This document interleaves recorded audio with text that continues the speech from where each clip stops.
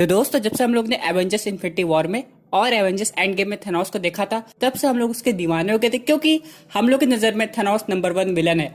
और थेनोस ने एक ऐसा बेंचमार्क क्रिएट कर दिया है जिसको पार करना ऑलमोस्ट इम्पॉसिबल लग रहा है। लेकिन मार्वल स्टूडियोज हमेशा कुछ ना कुछ अनोखा करता है, यानी कि आने वाले समय में हम लोग को ऐसे विलन्स दिखाई देंगे जो थेनोस से भी कई गुना अच्छे होंगे। हाँ, वैसे थेनोस की जगह कोई नहीं ले सकता, थेनोस हम लोग के दिल में है और बहुत लोग तो ये भी चाहते हैं कि थेनोस फिर से वापस आ जाए, और उसकी भी पॉसिबिलिटी है जिसके बारे में हम लोग कभी फिर बात करेंगे। लेकिन आज के इस वीडियो में हम लोग उस विलन की बात करेंगे जो थेनोस को टक्कर दे सकता है, जिसका नाम है गैलेक्टस। अब दोस्तों, अगर हम लोग गैलेक्टस की बात करें तो बहुत लोग को लग रहा था कि इस विलन का रेफरेंस हम लोग को एवेंजर्स एंड गेम में मिल जाएगा, या तो स्टार्टिंग में ही या फिर पोस्ट क्रेडिट सीन में। वैसे एवेंजर्स एंड गेम में गैलेक्टस के अलावा ऐसे बहुत सारे विलन थे जिनका रेफरेंस हम लोग को मिलने वाला था, जैसे कि आयरन मैन से कनेक्टेड कैंग द कॉन्करर या फिर एंट मैन के क्वांटम रील्म का एनालिस। वैसे ये सारे विलन्स तो अभी नहीं दिखाई दिए, लेकिन फ्यूचर मार्वल मूवीज में जरूर दिखाई देंगे।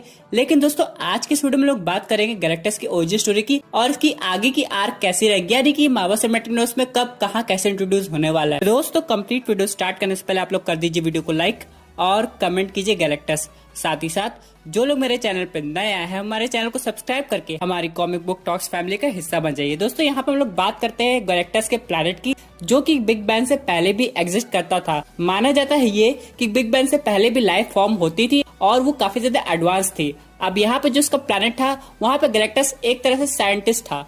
अब यहाँ पे होता क्या था, गैलेक्टस को पता था कि बिग बैंग होने वाला है, इसलिए अपने प्लैनेट के लोगों को पहले से वार्न कर देता था। वैसे उसके प्लैनेट का नाम टा था, बड़ा अजीब ही नाम था यार। वैसे यहाँ पे इस विलन का नाम गैलेक्टस बनने से पहले गेलन था। ये लोगों को बचा तो नहीं पाता था क्योंकि वो लोग रेडिएशन से मर रहे थे, इसलिए वो डिसाइड करता था कि कुछ क्रू मेंबर के साथ जाके उस सेंटर पॉइंट पे जाएगा जहां से ये एमिट चीज हो रही है, यानी कि जहां से बिग बैंग स्टार्ट हो रहा है। लेकिन जाते जाते इसके जो क्रू मेंबर थे वो खत्म हो जाते थे, बस यही बचता था। की मुलाकात होती थी सेंटियंस से और ये गेलन से बोलता था कि हम लोग को मरना पड़ेगा इस बिग बैंग के साथ। साथ ही साथ जब नया यूनिवर्स बनेगा तो हम लोग मिलकर जन्म लेंगे और एक नई एंटिटी के सामने, जिसे हम लोग कहेंगे गैलेक्टस। अब यहाँ पे ये लोग खत्म हो जाते थे और एक डीप स्लीप में चले जाते थे और उन दोनों को कंबाइन होते होते एक अलग एंटिटी बनती रहती थी।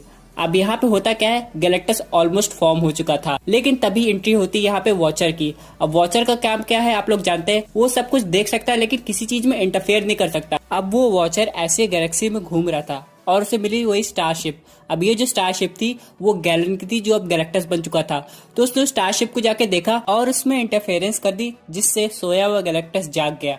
आखिरकार वॉचर ने वो कर दिया जो उसे नहीं करना चाहिए था। अब इन सब के बाद गैलेक्टस जैसे ही जागा, उसने स्टारशिप की मदद से अपने लिए खुद का एक सूट बना लिया, जिससे वो कॉस्मिक पावर को कंट्रोल कर सके। अब दोस्तों, ऐसा पहली बार नहीं हुआ कि गैलेक्टस किसी और की वजह से उठ गया हो, बल्कि जब एक बार स्पेस वॉर हो रही थी कॉमिक बुक में, तब भी गैलेक्टस नींद से जाग गया था। ऐसे दोस्तों, क्या आप लोग जानते हैं, जैसे गैलेक्टस दूसरी दुनिया को कंज्यूम करके अपनी कॉस्मिक पावर को बढ़ा लेता है, उसी तरह वो खुद से दूसरी दुनिया भी बसा सकता है। फॉर एग्जाम्पल, यहाँ पे गैलेक्टस ने अपनी पावर से एक अलग वर्चुअल वर्ल्ड बनाया था जिसका नाम रखा था टार-2।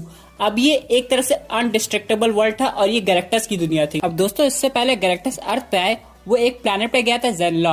अब यहाँ पे सिल्वर सर्फर रहता था, लेकिन ये भी पहले नॉर्मल ह्यूमन बीइंग था। जैसे गैलेक्टस इसके प्लैनेट पे पहुंचा, ये इसके प्लैनेट को कंज्यूम करना चाहता था, लेकिन तब भी सिल्वर सर्फर आके उसे रोक देता है। बोलता है ऐसा मत करो, मैं तुम्हारे लिए काम कर सकता हूँ।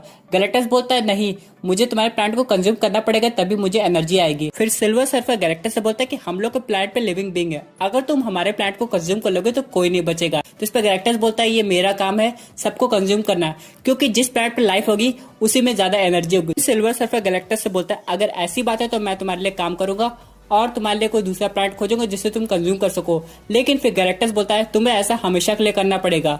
सिल्वर सर्फर बोलता है अगर यही मेरी डेस्टिनी है तो मुझे मंजूर है। उसके बाद गैलेक्टस सिल्वर सर्फर को रीबॉर्न कर देता है और एक अलग सा कॉस्मिक सुपर हीरो बना देता है। उसके बाद सिल्वर सर्फर आता है अर्थ पे, जहाँ पे उसकी मुलाकात होती है फैंटास्टिक फोर से। यहाँ पे फैंटास्टिक फोर सिल्वर सर्फर को पकड़ लेते हैं, जैसा कि मूवी में दिखाया गया था। लेकिन यहाँ पे फिर वॉचर आके सबको बता देता है कि अरे यार, इसको पकड़ने से कोई फायदा नहीं है, इससे बड़ा थ्रेट आने वाला है, और वो थ्रेट है गैलेक्टस। अब यहाँ पे सिल्वर सर्फर जहां भी जाता है, गैलेक्टस को उसकी लोकेशन का पता चल जाता है। यार, जीपीएस लगाया होगा और क्या। अब इन सब के बाद क्या होता है कि गैलेक्टस वहां पहुंच जाता है, लेकिन यहाँ पे सिल्वर सर्फर किसी तरह फैंटास्टिक फोर को बता देता है कि गैलेक्टस को कैसे हराया जा सकता है। और यहाँ पे सिल्वर सर्फर रीड रिचर्ड्स को ये बताता है कि गैलेक्टस को हराने के लिए अल्टीमेट नलीफायर की जरूरत पड़ेगी और ये मिलेगा उसके प्लैनेट टार-2 पे। अब यहाँ पे रीड रिचर्ड्स जाता है, वो लेके आता है और सिल्वर सर्फर फैंटास्टिक फोर के साथ मिलकर गैलेक्टस को हराने की कोशिश करता है, लेकिन भाई गैलेक्टस को इतनी आसानी से मारा नहीं जा सकता, बस उसे थ्रेटन किया जा सकता है। और वही हुआ। यहाँ पे रीड जैसी अल्टीमेट नलीफायर गैलेक्टस को दिखाया, गैलेक्टस काफी ज्यादा डर जाता है। गैलेक्टस बोलता है अगर तुमने इसका यूज किया तो पूरी की पूरी गैलेक्सी डिस्ट्रॉय हो सकती है, तुम इसको मुझे दे दो, फिर मैं तुम्हारी अर्थ को जाने दूंगा। इसके बाद मिस्टर फैंटास्टिक पूछता है इसकी क्या गारंटी है भाई, तो उस पे वॉचर बोलता है अरे यार गारंटी के साथ साथ वारंटी भी है। ये गैलेक्टस भाई साहब इतना बड़ा प्लैनेट खा जाते तो उनके लिए कसम खाना कौन सी बड़ी बात है। इस पे रीड उसकी बात मान जाता है और वो नलीफायर गैलेक्टस को दे देता है। अब यहाँ पे जैसे गैलेक्टस को नलीफायर मिलता है वो वहां से चला तो जाता है, लेकिन बोलता है मैं वापस आऊंगा। अब यहाँ पे दोस्तों अगर बात करें हम लोग मार्वल सिनेमैटिक यूनिवर्स की, तो गैलेक्टस तभी आएगा जब फैंटास्टिक फोर के साथ साथ एवेंजर्स भी होंगे। क्योंकि अगर हम लोग देखें फैंटास्टिक फोर वर्सेस गैलेक्टस, तो उस पे एक मूवी बन चुकी है, लेकिन उस पे गैलेक्टस का प्रेजेंस बहुत अच्छे तरीके से नहीं दिखाया गया। हाँ, सिल्वर सर्फर को काफी अच्छी तरीके से दिखाया गया, उसकी पावर्स को बताया गया, लेकिन गैलेक्टस को बस एक बादल के रूप में दिखा दिया गया था। अब यहाँ पे अगर मार्वल सिनेमैटिक यूनिवर्स की बात करें तो गैलेक्टस की स्टोरी आपको डेवलप करना पड़ेगा। गैलेक्टस के कैरेक्टर डेवलपमेंट के लिए काफी मूवीज आएंगी। For example fantastic four part 1 में गैलेक्टस कह रहे कि कोई उम्मीद नहीं है, लेकिन पार्ट 2 में गैलेक्टस आ सकता है। और मैं मार्वल सिनेमैटिक यूनिवर्स के फैंटास्टिक फोर की बात कर रहा हूँ जो कि अभी बनने वाली है, ना कि फॉक्स की। अब यहाँ पे अगर गैलेक्टस आता भी है तो थेनोस की तरह आएगा। फॉर एग्जाम्पल यहाँ पे फैंटास्टिक फोर पार्ट 2 में उसका हल्का सा अपीयरेंस होगा, उसके बाद उसकी स्टोरी पे फोकस किया जाएगा। बाद में जाके कोई बड़ी एवेंजर्स मूवी आएगी तब हम लोग को गैलेक्टस सामने दिखाई देगा, जिसमें फैंटास्टिक फोर और एवेंजर्स दोनों लोग मिलकर गैलेक्टस से लड़ेंगे। लेकिन क्या इसमें अल्टीमेट नलीफायर काम आएगा?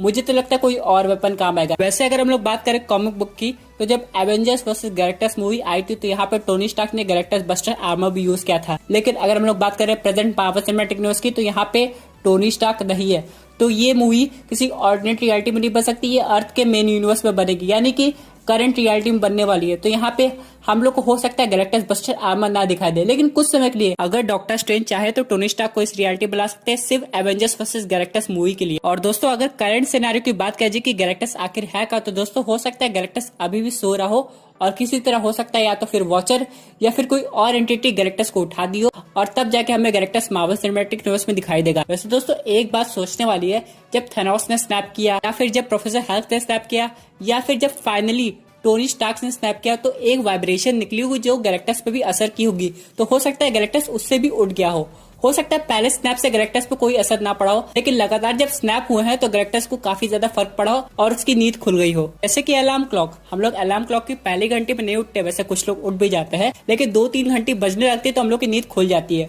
उसी तरह गैलेक्टस के साथ भी ऐसा कुछ हुआ होगा। वैसे दोस्तों अगर हम लोग गैलेक्टस की पावर्स की बात करें तो आप लोग जानते हो कि कॉस्मिक एंटिटी, तो उसके पास बहुत सारी पावर होगी। ये अपने विल पे चीजों को मैनिपुलेट भी कर सकता है और पोर्टल बना के एक डायमेंशन से दूसरे डायमेंशन में जा सकता है और एक टाइम से दूसरे टाइम में भी जा सकता है। इसका मतलब यह है दोस्तों कि यहाँ पे गैलेक्टस हो सकता है मार्वल सिनेमैटिक यूनिवर्स के करंट टाइमलाइन में किसी ऑल्टरनेट रियलिटी से भी आ सकता है। हो सकता है मल्टीवर्स ऑफ मैडनेस मूवी के बाद हम लोग ये सब पता चले, क्योंकि इतना समय हो गया मार्वल सिनेमैटिक यूनिवर्स में, इसका एक हिंट तो हम लोग को जरूर मिलना चाहिए था। तो अगर गैलेक्टस इस यूनिवर्स में एग्जिस्ट नहीं करता तो किसी दूसरे यूनिवर्स से आना चाहिए, तब हम लोग को पता चलेगा कि ये कैसे आया है। अब दोस्तों चलिए बात करते हैं, जैसे कि थैनोस को फाइनली आयरन मैन ने हराया था, वैसे बाकी एवेंजर्स का भी हाथ था, उसी तरह अगर गैलेक्टस को कोई हराएगा तो कौन हराएगा? तो दोस्तों मेरे हिसाब से थॉर हराएगा, लेकिन थॉर का एक बहुत एडवांस वर्जन जो कि है किंग थॉर। अगर हम लोग बात करें गैलेक्टस की मेन पावर की तो वो कॉस्मिक है, और अगर किंग थॉर को आना है तो उसके पास भी कॉस्मिक पावर होनी चाहिए। और अगर हम लोग अभी मार्वल सिनेमैटिक यूनिवर्स के थॉर की बात करें, काफी ज्यादा पावरफुल भी है, लेकिन उसके पास अभी तक कॉस्मिक पावर आई नहीं है। यानी कहे आगे जाके अगर वो किंग थॉर बनता है तब जाके उसे एक ऐसी पावर मिलेगी जो गैलेक्टस की टक्कर की होगी, और जब उसे अपनी खुद की नेक्रा स्वॉर्ड मिलेगी तब जाके फाइनली वो गैलेक्टस से फाइट कर सकता है। दोस्तों वीडियो को एंड करते हुए आपको एक और अपडेट बता देता हूँ, जो कि है सैन डिएगो कॉमिक कॉन से। अब यहाँ पे ये कॉमिक कॉन फाइनली वर्चुअली हो रहा है, और ये उन्हीं डेट पे होगा जिस डेट पे इन्हें शेड्यूल किया गया था, यानी कि 22 जुलाई से लेकर 26 जुलाई तक। दोस्तों यहाँ पे 2-3 चीज हो सकती है, लेकिन यहाँ पे फेज 5 के स्लेट रिवील की पॉसिबिलिटी थोड़ी कम है, क्योंकि वर्चुअली हो रहा है, इसलिए हो सकता है सबके पास उतना टाइम ना हो।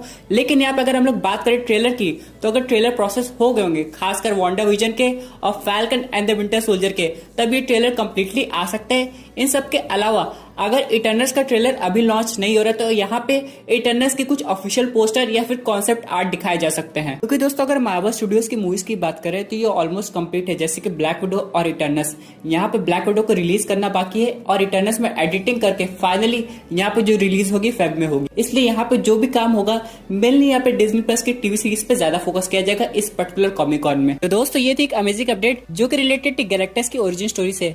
वैसे आई होप आपको ये वीडियो पसंद आई होगी। आपके क्या व्यूज है इस पर्टिकुलर टॉपिक पे, अपने व्यूज जरूर कमेंट कीजिएगा। और दोस्तों अगर आप ऐसे unique super hero content enjoy करना चाहते हैं तो हमारे चैनल को सब्सक्राइब करके हमारे सुपर हीरो फैमिली का हिस्सा बन जाइएगा। Thank you for watching.